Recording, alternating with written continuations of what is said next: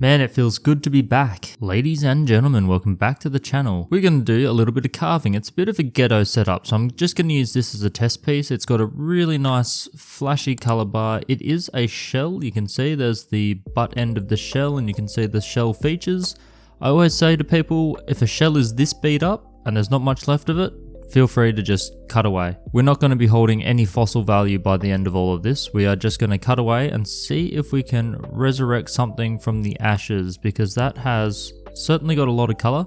Now, unfortunately, if I angle it like this, you'll see that it is quite crystal. Now, normally not too bad, but in a piece like this, because it's so beaten up, you've got that big sand clump in the back there, which we can get rid of.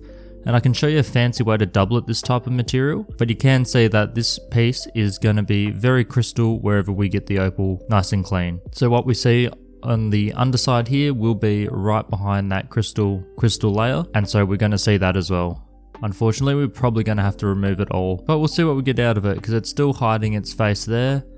All I know is that from the side shot, it's got some really decent color, and I feel like it's going to peek through the top. So I'm still in a temporary setup, but I have found an option.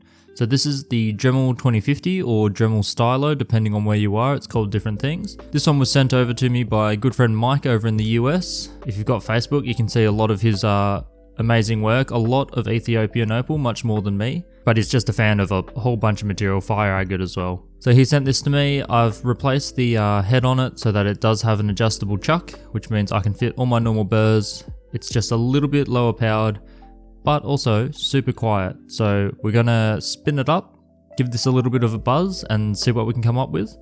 Hopefully this little setup works out okay. I really don't want to make a mess in this room because it is going to be a future office for my partner, and she's not a fan of opal in the first place, so we're not going to make a mess in this room. The dream shed, the dream workshop should only be a couple weeks away. In fact, it's only a couple days until I get it put together. The fit out's going to take a little while after that though. So stay tuned, there will be a video on that all when it comes together. In the meantime, let's spin to win. Alright, and away we go. We're starting off with the 600 grit sintered diamond because we've only got a tiny thin layer. You'll see here, I'll sweep straight across this little sandy spot and we'll instantly see what we've got underneath. The 600 grit is super relaxed, super gentle, no chipping, and you can see we hit color immediately. That is exactly the point where you want to hold up, unless you want to drill out some of those little sand spots, which I do want to do, get rid of those little dots. And then we're going to flip over and we'll have a look at the back. Now the back you can actually do blindfolded because the soft feel of the mud, we blitz straight through it. Look at that, massive crater instantly.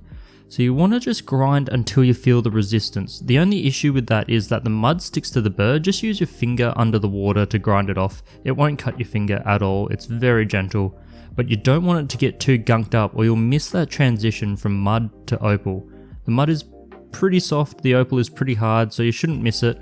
The sound will change, the feel will change, everything will change, and you'll know you've hit it. Just pull up then. Here I finished that and then we see that there is a crack, but I can only see it on one side. It does unfortunately go through the color bar, but then also skirts around the outside of it. So no matter what, we have to get rid of it. So we are going to do a quick little technique that I haven't shown yet. And you can see here that it is not on the underside, so it's not traveling all the way through, so it's on the face, but we still want to get rid of it. So what we're going to do is a little technique that I haven't shown off too much. So using this square edge burr, you could just push it straight through the outer edge and grind all of that away, but that will take you forever. So we're not going to do it that way. What we're going to do is we're going to do what I call step carving. You get that sharp edge, that square edge of the burr, and you just want to grind until you get this little ledge here. So really straight edged along the color bar.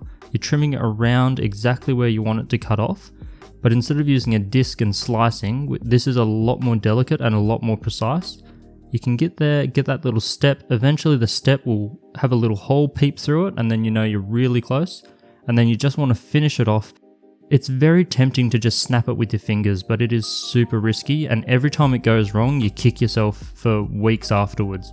So my advice is just don't do it. Resist the urge and just keep on carving away. Eventually it will just completely fall off. There's the chunk there, and this is what you're left with. You're just left with the opal that you wanted. You've pretty much shaped it. Of course, you don't want the 120 grit to be your final shaping. We'll go back at it with the 600 grit. But we do have it so that we've got this nice little edge. I've taken off most of the crack except for on that thick tail end part. I'll still have to think about that one. I'm 99% sure it is a crack, but it is very hard to see and it doesn't propagate very well, so it's going to be fairly stable for now. I think we will get rid of it, but at least we've got great colour left in what we've got. Even if we have to take off that little edge, we should be okay. And then we're switching over to the hard resins. So we're going 200, 400, 800, 1500. I don't have much to say on these ones. It's pretty straightforward. I've got more detailed videos on them since I released them on the store. They do a great job buzzing through without causing any kind of damage, so that crack never fully splits. And we get to a semi-finished stone, which I'm not going to hit with the cerium oxide yet, and we can discuss why in just a moment. Let's have a look. Man, it feels good to be back. Carving is always a lot more fun when you get colour like this. So from this little piece of shell, we've managed to recover ourselves a very nice rolling flash, very green, blue, purple. We've left it at a state where if I can get all the colour off, you can see it's not 100% perfect. It's quite a thin and very clear piece of shell, as you can see, my finger behind it. So what we're going to do is we're not going to go all the way through to a final polish like this. What I'm going to do with this piece is show you a few methods for creating doublets out of pieces like this.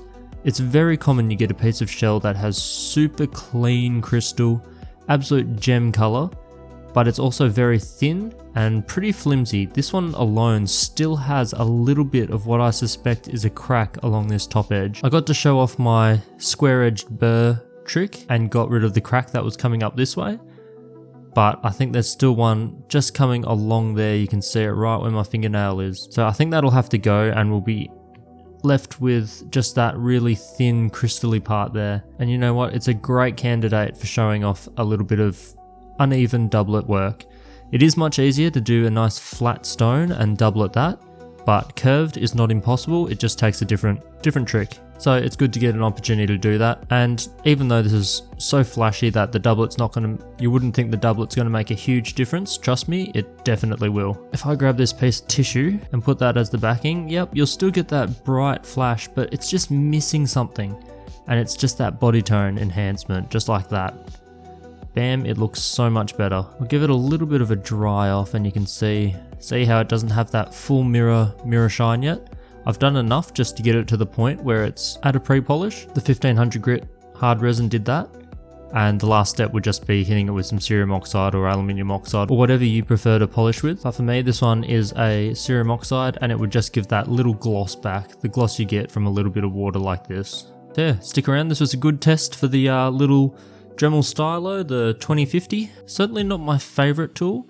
A little bit weak, has a little bit of a wobble. It takes me a while to get a nice perfectly centered burr spinning without wobbling too much so that it doesn't hammer the stone, but it's gonna have to get me through for a couple weeks while I get the final parts done on the shed. And you know what? If I can produce gems out of it, it's good enough. You can't blame your tools too much. So hopefully that was informative for you guys. Came out with a pretty good stone, which you'll see in a future video. Might even be the next one. I do have all my doubletting stuff. I know where it all is except for my black oxide. I'll have to dig that up. But if I can find it, that's a good potential video coming up. So stay tuned, stick around, stay safe, have fun. Good luck with your carving.